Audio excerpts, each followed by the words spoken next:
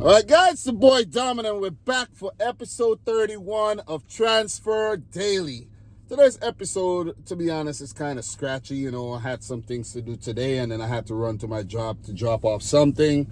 And I didn't really get to finish my notes, but I do have some notes and do have to check some of my sources so that I could give you guys the latest transfer news when it comes to the Premier League. You know, I'm only talking Premier League. I'm not really talking about the other leagues.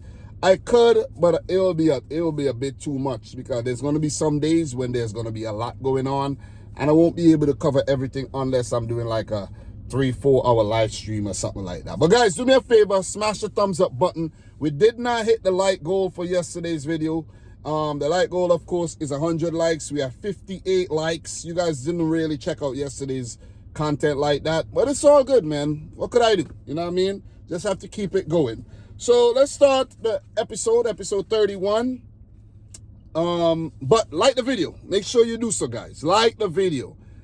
I'm begging you, like the video, okay? Well, anyways, let's start with Charlie Masunda. Former Chelsea youngster ends his professional career at the age of 28, and he made 3 Premier League appearances, but recurrent injuries limited him to only 144 professional matches.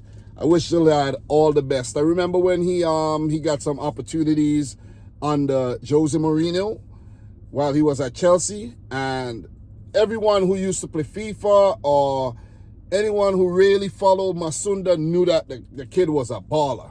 He always had this kind of like stylish hairstyle. So injuries, and I read a few comments on Reddit, and it said that he had a recurring knee injury. So yeah, it's never nice when your knee hurts, you know, and then knees are like very, very funny. Have your knee ever buckled? Yeah, that's not fun. That's really not fun. I actually read up an article on a cricketer who died recently. He was the first black English-born cricketer. I forgot his name. David Lawrence, I think his name is. In 1988, he had a fledgling career. Everything was going good, and he ran into bowler ball, if you know about cricket. And I think something happened, like in his stride, his knee like cracked, and they said the way it sounded, like it made like a loud pop, and that was over. His career was pretty much over. He was never the same. Knee injuries are like crazy, and I only use that example because that's what I could remember right now. You know, that popped into the front of my mind. So yeah, I don't mean to involve cricket in the thing or anything, you know. But let's keep it moving, man. Arsenal have made contact with Ekitike Eze's camp over the weekend. Arsenal informed on deal condition, according to Fabrizio Romano. I've been talking about this one, Arsenal and Tottenham being linked with Ekitike Eze. I even put out a poll on the channel. So let's check that poll right now. Let's check the poll and see what the results are, see what you guys have said in terms of where do you think Eze should go? So, which London club should Eze join? I have 182 votes on the poll. Thanks to everybody who voted. If you're watching this and you voted on the poll, appreciate it. 63% of you guys said that he should join Tottenham Hotspur. 37% said he should join Arsenal. Right now, as it stands, I think Arsenal are probably the leading team to sign him. I think he might just end up joining Arsenal. I know I've been criticizing Arsenal for some of the signings they've made. You know, the Kepa signing. It's probably some necessary signings, you know. You know, players are leaving, so they're just replacing the players with players of similar ilk, basically. It's not like they're really, really improving on the players that's leaving. Not in my opinion. You know, it's basically signing like-for-like players for cheap. But if they do sign Eze, that would definitely, you know, I would respect that. I would respect that big time. Because Eze is a baller, and if Arsenal have him in their ranks and he somehow stays fit, he could definitely help them in their quest to win the Premier League again, something they have not won in over 20 years. So let's keep an eye on the AZ to Arsenal situation. So Callum Osman, a striker from Fulham, have joined Celtic on a 4-year deal. The fee was undisclosed in the article. Ollie Watkins is on Man United's shortlist if Rasmus Højlund leaves the club. Tyler Martin, the Liverpool midfielder, is currently linked with Portuguese club Braga, and is said to be they're said to be keen on the player, who is also an England under-21 player as well. So let's see what happens with Tyler Martin. I think Tyler Martin's been dealing with some injuries lately, like in the last season. I'm not 100% sure, you know, but I didn't follow Martin like that. But I remember when he had a few opportunities in recent seasons, and he looked pretty promising. So Mohamed Kudus, the West Ham forward, is reported to be on the radar of Tottenham Hotspur. And this is a tricky one because it hopes to end the unofficial transfer embargo between the London rivals. And I did find a comment on Reddit that said there's a current, there's like a rift. There's like a rift between West Ham and Tottenham over some things that I think Daniel Levy did in terms of West Ham, like sometime, recently. I can't remember exactly all the details, but let me see if I find that for you guys right now. That's going to be kind of, yeah, I found it. So this is it, right? So let me see. Someone commented and it said it's a West Ham fan, right? And they said, unless they offer the 85 million release clause, it's just not going to happen. If they did that, would be a damn good deal for us. So he said, West Ham and Spurs do not do business due to owners. Sullivan and Brady won't deal or talk to them after Levy paid the company to spy on the board during stadium dealings. Levy legal challenge to stop stadium move, and then pulling plug on Adebayor transfer on deadline to fuck us over after we canceled all other striker deals to see that one through. Until Levy or Sullivan are gone, can't see any business happening. So, man, it's crazy. It's crazy, man. I like that I give you guys that backstory, I thought the episode was going to be mad dry. I don't have anything for you guys, but look, it's a bit different. It's a bit different, but yeah. So, last but not least, on my end, I have Christian Romero, according to Roy Nemmer. Agreement in principle for the centre-back between Atletico Madrid and Tottenham Hotspurs. Spurs want over £60 million to sell the Argentinian centre-back who they acquired from Atalanta for 52 million euros. So let's see if that one does materialize. I did talk about that in a recent episode as well. So I have something else for you guys right here. All right, this one is on Luis Diaz. According to Florian Plettenberg, Luis Diaz has been discussed internally at FC Bayern. All relevant information have been gathered. Uli Hoeneß and Karl-Heinz Rummenigge like him a lot. No contact between Liverpool and Bayern yet. However, Liverpool are open to sell him for the right price. And also, I reported in a recent episode that Al Nassr, the Saudi Arabian club, are interested in purchasing Luis Diaz for 100 million euros. So Luis Diaz is probably on the way out, though. And I know a lot of Liverpool fans, they like to come in the comment section and say, oh, Luis Diaz not going nowhere. Cody Gakpo not going nowhere. This, that. You bought him from somebody. Liverpool bought him from another club. And guess how they got these players? The price was right. The price was right, and PSV, I think that's what Cody Gakpo was paying for, and Porto were willing to sell and rid themselves of very prolific wingers who helped them. So now that they're at Liverpool, why do you think that they won't leave? I'm lost. Players are always going to leave. It could be a great thing for Liverpool. There's many other really good wingers out there that you can get for cheap. Use the remainder of the profits, reinvest in the club, or put it in the savings. It's that simple. Come on, guys. Come on. You know, the thing is, and I said this recently, I commented this to someone, and I said, us football fans, we take things really personal. You know what I mean? We're very personal and passionate with it. But these players, it's business. Football clubs, it's business. This is a business. This is a business being sold to us as entertainment. It's a business, guys. And we are the product. You see what I'm saying? And we take it personal. But to them, listen, they don't take it personal. It's business as usual. You see what I mean? So let's keep it moving, man. Let me see if I find any other article here. I think I have another one to hit you guys with. And I recently made a video talking about Liverpool striker options. And I put 4 strikers on the list.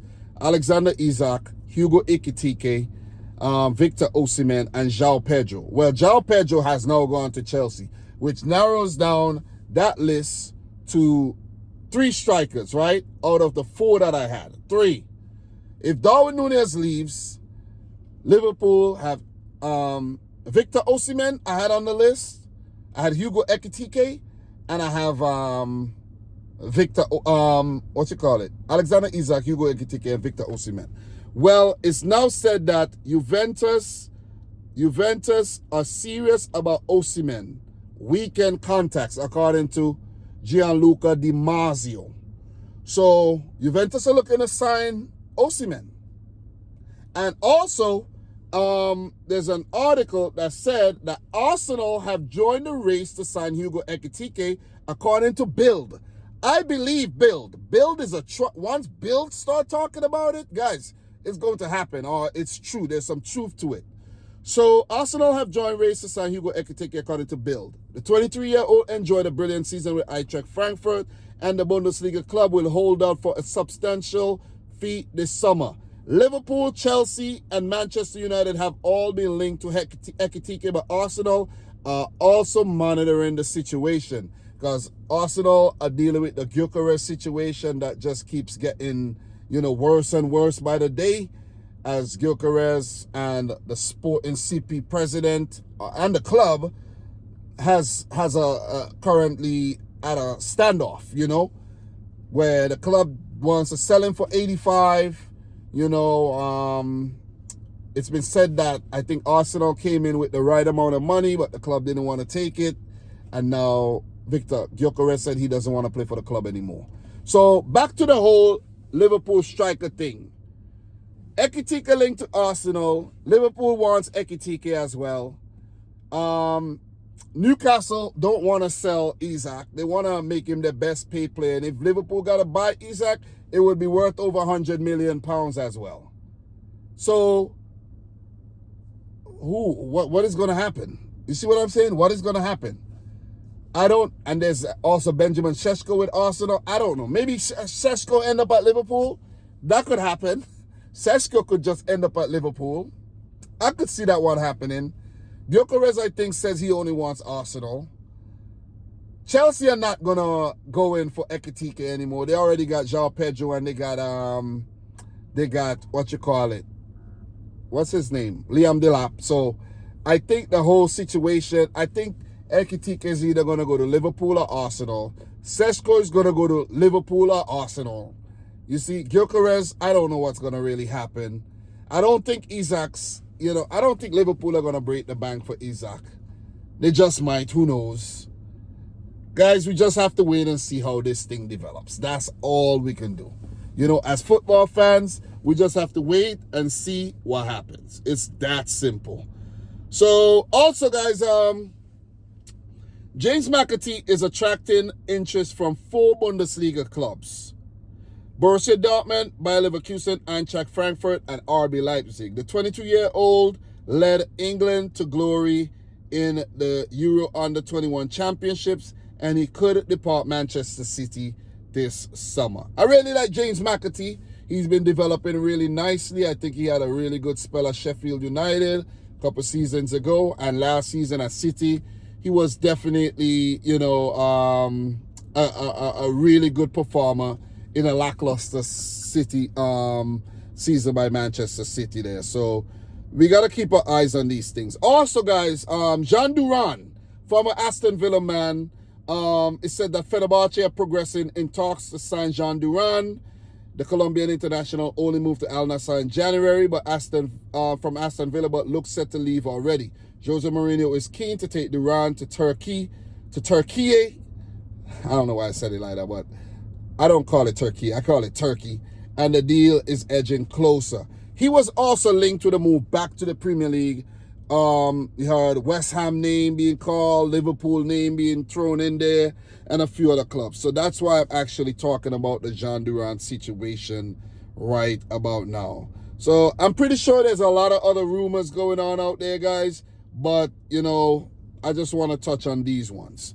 So according to David Austin, Aston Villa agreed deal to sell women's team to holding company V Sports and the stake to prominent US-based investors.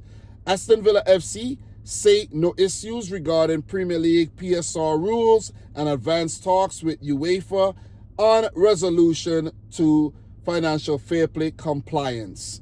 And that's according to The Athletic. So you see a lot of clubs doing things like this, though.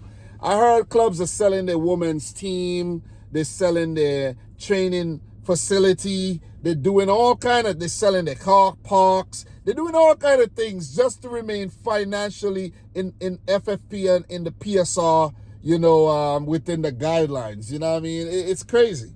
It's crazy because you just can't be out here doing a lot of crazy stuff, spending, and everybody's wondering, like, where's this money coming from? You see? Yeah, definitely. So I think that's about it in terms of the random articles I got for you. And I also had to touch Twitter, Fabrizio Romano's page, to give a few updates that I saw over on that side. So let me just pull that up right about now and give you guys those updates, and we're going to land the plane. So Loum Tichuma leaves Napoli and joins Burnley on his way for medical with his agent. 15 million euros plus sell-on clause confirmed for the Lazio man. So Burnley looking to bulk up in a quest to stay in the Premier League next season. So you guys know Fluminense knocked out Inter Milan, right? Yeah, that was pretty cool stuff, and I did predict that one to happen. So this one, guys, this one is a former Premier League player. Tammy Abraham is joining Besiktas from AS Roma. So these Turkish teams they are busy, man. They are busy. They're spending a lot of money. Besiktas, Galatasaray, Fenerbahce. I don't see Istanbul, Başakşehir, nor Trabzonspor in the mix like that. But those Istanbul clubs, man, they're going wild over there. So there's a few more things I got to touch on. Aston Villa confirmed they're not activating the £40 million buy option clause for Marcus Rashford. Rashford returns to Manchester United, and the £40 million price remains available for any club interested in Marcus Rashford this summer. It's just sad, man. Nobody want to buy these guys. Sterling, Rashford, Grealish, all these guys. I'm pretty sure they're going to get sold, but yeah, we're just going to have to wait and see what happens. Kyle Walker, there's a lot of free agents because this is the last day of the month, and those guys who did not renew their contract are going to be officially free. I did have an article, but I lost it, that had all the free agents listed, and I was going to let you guys know. But it's a good thing I lost it because I think the episode has gone pretty good without that. So understand Fulham are now closing in on the agreement with Ekitike over a new contract. It's crazy because formal steps still needed, but Fulham now confident after Everton proposal almost accepted. Everton, I already reported on this that Ekitike was going to be a new Everton player. That already came out. So he doesn't know whether he wants to stay at Fulham or go to Everton. If I'm him, man, I'm going to Everton. I'm going to that brand new stadium. So Liverpool 2007 born talent Trey Nayoni has signed a new long-term deal at the club, as huge prospect for the future. Remember the name Trey Nyoni. So we do have a few more to talk about. So let me see. I know I do have a few more to touch on. So Mark Guehi remains high on Liverpool list as new centre back. Not the only option, but contacts continue. New round of talks will take place this week. So it seems like the Guehi to Liverpool thing is going to happen. It seems like it's going to happen. Liverpool fans, how do you feel about this? Are you hyped? Are you just chill? Let me know how you feel, man. Let me know how you feel. So Jarrell Kwanzaa completes his move to Bayer Leverkusen as medical has been done today as revealed. £30 million initial fee to Liverpool, $5 million in add-ons, buyback clause, starting from €60 million plus add-ons, buyback clause available from 2027. So yeah, I think I do have a few more that I want to talk about. So let me see. So more on JJ Gabriel and Manchester United. Agreement to sign new deal for the young talent is set to be sealed or completed. The contract will be valid for the next 2 years after key intervention by Jason Wilcox to avoid losing one of the best and most wanted talents. Remember the name JJ Gabriel. It's a nice name. Is he gonna be something for the future? It's left to be seen. And guys, we have more reports on James Trafford. Newcastle closing in on James Trafford. Final details being sorted. Agreement almost done with Burnley, and then it will be here we go. Newcastle are planning to get the deal done very soon. So I did report on this before, and also Newcastle linked to João Pedro, who has now signed for Chelsea. Newcastle also wanted another player. Who was it, man? I can't remember who else they put in a bid for, but all their bids were rejected. So it seems as if they're going to finally get one over the line. So let me see if I have anything else to talk about. No, that's it. And that's where we would land the plane. So let me just give you one last one on Fabrizio Romano's page. Exclusive. Manchester United agree new 4-year deal with 16-year-old talent Jaden Ngwashi as part of the academy. Despite proposals from English and European clubs, he decided to stay. Let me see if I find anything on Christian Falk's page in terms of the Bundesliga. Bayern Munich bringing in anybody, from, let me see. Nah, that is about it. And let me see if there's anything on David Ornstein. He doesn't really update that often, but he does drop a few gems, But yeah, he doesn't really update that often, like Fabrizio Romano. I think David Ornstein, he got a life, but Fabrizio Romano, he does not, Imagine, Fabrizio Romano's girlfriend, man. Y'all, they're in bed, and then 3 a.m. in the morning, Fabrizio Romano just jumps out the bed. Here we go. Deal in place for Manchester City to sign Olympic Lyon midfielder Ryan Cherky. Here we go. But guys, that's all I have for today, episode 31. It was a blast. It went way better than I thought. You know what I'm saying? And you know where that comes from? Experience. Your boy been doing this long enough, and I just know how to just, go with the flow. And, straight off the, no edits, nothing. Smooth as butter. So, guys, thanks for watching. Make sure you like the video. Subscribe if you're new. And until next time, peace out. Rich Squad. Let me go watch City slap up Al Hilal right now. I hope, knock on wood, I hope it happens. Later.